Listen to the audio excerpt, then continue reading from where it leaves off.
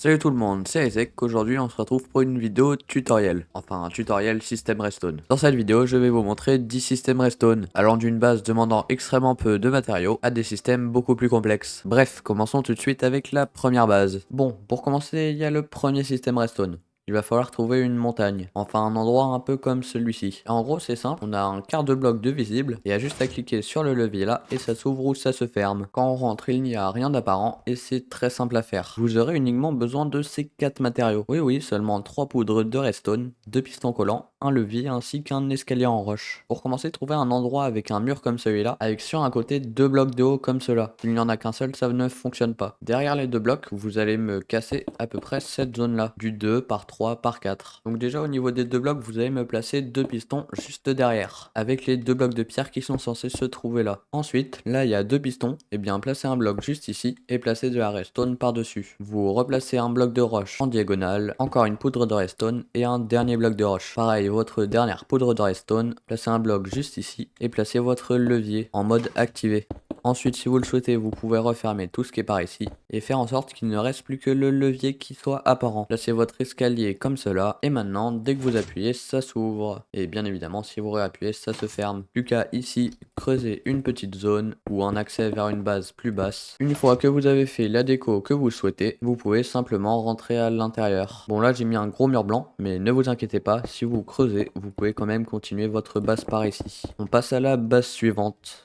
Bon, pour la deuxième base, il va encore falloir trouver un endroit avec un gros mur. Pas forcément avec 2 blocs sur le côté, on s'en fiche. C'est un système qui est beaucoup plus poussé, mais il est aussi beaucoup plus stylé. Ça va être une porte 2x2 sans blocs sur les côtés. Bon, moi je vais direct faire un mur de pierre comme ça, histoire que vous puissiez suivre le tuto beaucoup plus facilement. Hop, j'ai même rajouté un petit peu d'épaisseur. D'ailleurs, si vous souhaitez voir un tutoriel sur comment utiliser World Edit que j'utilise actuellement pour créer ce mur, n'hésitez pas à me le faire part en commentaire. Bon, comme je vous l'ai dit précédemment, la deuxième porte doit être plus complexe. Vous allez commencer par me creuser 4 blocs et ensuite à l'intérieur, vous creusez 12 blocs de long comme cela sur 4 blocs de haut. Une fois que vous avez fait ça, vous pouvez prendre vos pistons collants, en placer 4 juste ici, 4 de l'autre côté et les 4 derniers comme cela. Voici le rendu que ça donne. Ensuite, placez une colonne de blocs juste au-dessus, sauf au bloc où je me trouve actuellement. Ici, vous me placez 2 de redstone, là aussi, 2 autres juste ici et votre dernière juste là. Ici, vous pouvez me placer un répéteur et la même chose de l'autre côté. Et n'oubliez pas de cliquer sur les répéteurs. Personnellement, je vais mettre à 3 crans pour être sûr. Vous pouvez refermer le tout, placer des blocs de pierre ici et là, et placer un levier juste ici. Maintenant, là, c'est totalement fermé, alors que si vous appuyez, ça s'ouvre complètement.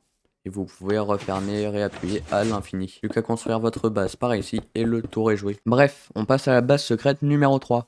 Bon, pour la prochaine base, vous aurez besoin de ces matériaux-là. Ça va être l'une des bases les moins viables de la vidéo. C'est impossible de se douter qu'il y en a une juste ici. Donc pour commencer, à l'endroit où vous vouliez qu'il y ait un accès à la base, cassez 2 blocs. Jusque-là, rien de compliqué. Allez dans le trou, cassez 2 blocs juste ici et placez un piston collant. Mettez-lui un bloc de terre. Et ensuite, juste à côté, vous allez me creuser une petite salle. À peu près comme cela. Bon, ensuite, juste ici, placez un bloc avec de la redstone par-dessus. Placez une deuxième poudre de redstone juste ici, un autre bloc juste là, et une torche de redstone comme cela. Normalement, le piston doit être activé. Ensuite, au-dessus, placez une poudre de redstone ainsi qu'une autre juste ici. Placez-en une autre juste ici et une autre juste là. Ici, vous venez me placer un répéteur de redstone ainsi qu'un comparateur. Ensuite, juste ici, placez un entonnoir et au-dessus, une rail. Et par-dessus, placez un wagonnet à entonnoir. Ensuite, si vous le souhaitez, vous pouvez placer des blocs pour refermer sur le côté ici. Mais surtout, placez-moi 2 blocs juste là. Et excusez-moi, il faut que 6 poudres de redstone et pas 8. Et maintenant, vous avez juste à me prendre un bloc quelconque et au niveau du wagonnet à entonnoir, vous allez envoyer un bloc ou un item. Donc là, vous lancez votre bloc, le système va s'ouvrir. Vous pouvez rentrer à l'intérieur et ici, il y aura votre base. Et pour refermer le système, vous avez juste à prendre le bloc. Si vous voulez le réouvrir, vous le remettez. Et le tour est joué. Bref, on passe au 4e système de redstone. Enfin, pas exactement, parce que ça va pas être un système. Enfin, pas proprement parlé. Bon, pour le prochain système, vous aurez uniquement besoin de ces 3 matériaux. Oui, je sais, c'est vraiment peu. Une trappe, un rail et un wagonnet. Par contre, il va falloir trouver un village. Bon, faites pas gaffe à ça. Il vous suffit simplement de trouver une maison avec un lit, comme celle-ci par exemple. Et on va faire le système sous le lit. directement. Bon, vous pouvez le casser temporairement, ensuite vous pétez 2 blocs comme cela, vous placez une trappe qui est à peu près de la couleur du matériau qui compose le sol. Là, pour rendre ça plus réaliste, on va remplacer ces blocs là, et juste en dessous vous pouvez placer une rail. Je vous conseille de creuser une petite salle comme cela. Personnellement, je vais faire en sorte qu'on puisse rentrer par ici, hop, comme cela. Ici vous placez votre rail, votre wagonnet. Je vous conseille de casser le rail, reposer le lit. Une fois que vous avez posé le lit, c'est super simple. Pour rentrer dans la base, vous avez juste à cliquer sur la trappe d'or, vous positionnez plutôt bien et cliquez sur le wagonnet. Plus qu'à descendre et vous êtes dans votre base. Mais vous allez me dire comment est-ce qu'on remonte alors? Eh bien c'est super simple, vous sautez et vous dormez. Plus qu'à refermer la trappe et le tour est joué. Bref, on passe à la base suivante, c'est-à-dire la 5e. Alors ne vous inquiétez pas, les bases plus dures reviennent très bientôt, mais là on va faire une base encore plus simple que celle du lit, enfin du wagonnet. Le seul matériau dont vous aurez besoin, c'est une trappe. C'est tout, je pense que vous pouvez vous le procurer. Pour cette base, vous allez me trouver un endroit comme celui-ci, où les villageois poussent des cultures. Et il n'y a pas besoin de se fouler la tête, vous allez dans l'eau, et vous cassez le premier bloc que vous voyez. Juste à placer votre trappe, ici vous pouvez tranquillement faire votre base. Je vous conseille de prendre des échelles pour remonter, et le tour est joué. Ah ouais, là vous montez ou vous descendez, hop, vous fermez, et ça se voit pas du tout. Enfin, si on se rapproche assez, on arrive quand même à la discerner, mais c'est très peu visible. Bon, pour la 6e base, ça va être quand même plus compliqué. Elle sera aussi visible que la 3e, c'est-à-dire pas du tout. On va utiliser un mécanisme qui se sert de l'eau. Normal, si vous n'avez toujours pas compris. Bon, pour le prochain système de redstone, vous aurez besoin de ces matériaux-là. 4 pistons collants, 10 poudres de redstone, un escalier, un observateur et un seau d'eau. Essayez de trouver un endroit où il y a seulement 4 blocs de pierre de visible. Là j'ai fait mon terraforming moi-même, tout simplement parce que j'avais un peu la flemme de chercher une montagne qui avait cette donnée-là. Bref, juste ici casser 4 blocs. À l'intérieur, essayez de creuser une petite salle un peu comme ça, c'est-à-dire du 6 par 2 par 4. Ici casser 2 blocs.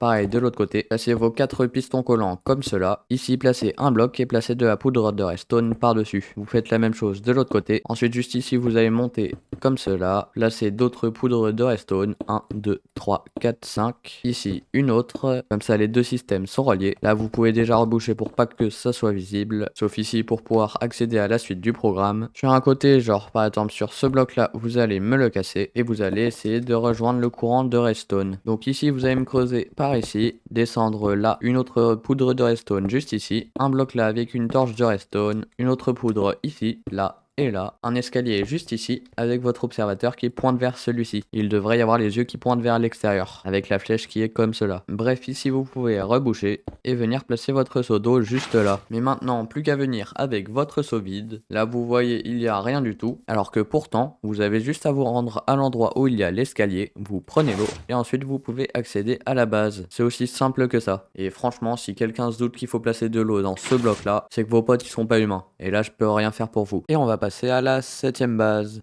Alors celle-ci, elle paraît très visible, mais elle ne l'est absolument pas. Néanmoins, pour les matériaux, il va quand même vous falloir une paire d'élytras. Enfin, pas pour construire la base en elle-même, mais pour y accéder. Car on va la construire dans le ciel. C'est plutôt simple. En gros, dans Minecraft, il y a pas mal de blocs, comme par exemple les shulkers ou les coffres, qui quand on s'éloigne un petit peu trop loin, disparaissent complètement. Mais quand je dis complètement, c'est vraiment complètement. Tous ces blocs là qui sont par exemple faits en bois, on les voit, mais pour d'autres, c'est une autre histoire. On peut déjà compter tous les types de shulker box, les coffres, les lits et plein d'autres encore. Regardez, là on les voit, alors que si je m'éloigne un petit peu, ils disparaissent complètement. On peut aussi compter sur des bannières. Pareil, si on s'éloigne trop, elles disparaissent complètement, et si on se rapproche, elles réapparaissent. Les vitres, ça se voit de loin, mais c'est tellement petit que ça devient invisible. Bref, je chope 2-3 autres matériaux et on se retrouve juste après. Bon, pour commencer, vous allez me faire un pilier avec n'importe quel matériau, histoire de pouvoir aller en hauteur. Pour savoir quelle hauteur faut-il prendre, placer un des blocs qui peut disparaître avec la hauteur, comme par exemple les crânes de Wither,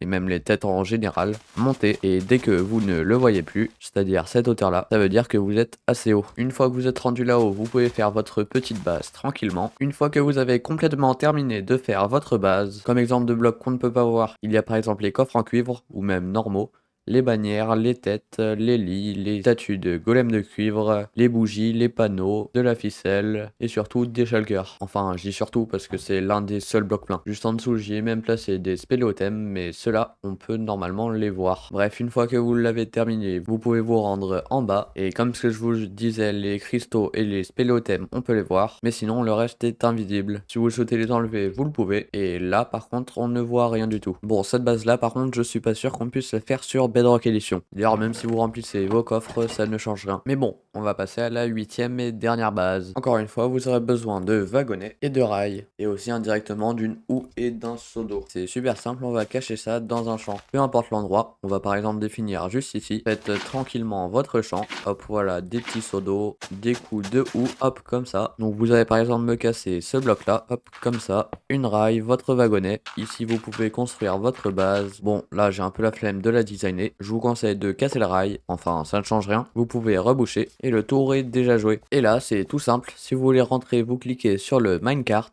vous en sortez. Et si vous voulez sortir, soit vous faites la technique de la trappe, donc ça fonctionne très bien. Là, par exemple, on peut rentrer et je peux sortir super facilement par ici, ce qui fait d'ailleurs un système redstone supplémentaire. Soit vous allez imaginer une sorte de mine. Donc pour ça, vous reprenez un wagonnet et une rail. Donc par exemple, comme ça, avec un petit accès vers rien du tout. Vous pouvez d'ailleurs planter des trucs si vous le souhaitez. Et bien pour rentrer, rien de plus simple, vous cliquez sur le minecart, hop voilà. Et pour sortir, vous cliquez sur celui-là. D'ailleurs ça rend beaucoup plus stylé avec un champ rempli. Enfin, je l'ai pas totalement rempli, mais ça donne aussi son charme. Bref.